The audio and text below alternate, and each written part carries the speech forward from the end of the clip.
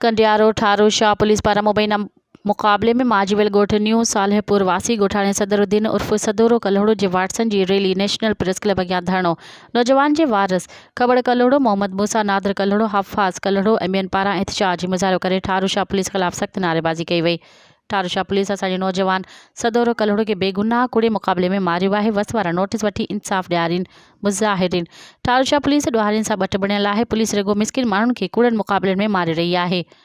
ठारू शाह पुलिस कूड़ा मुक़ाबला करण जो माहिर बणिजी वई आहे, जेका मज़दूर ऐं मिस्किन खे कूड़नि मुक़ाबलनि में मारे रही आहे।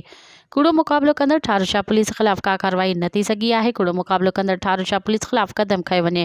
मुज़ाहिरीन जो एहतजाज। मज़ीद ख़बरनि ऐं तफ़सीलात लाइ विज़िट कयो असांजी वेबसाइट www.awamiNewsHD.com ऐं ॾिसंदा रहो अवामी न्यूज़ HD।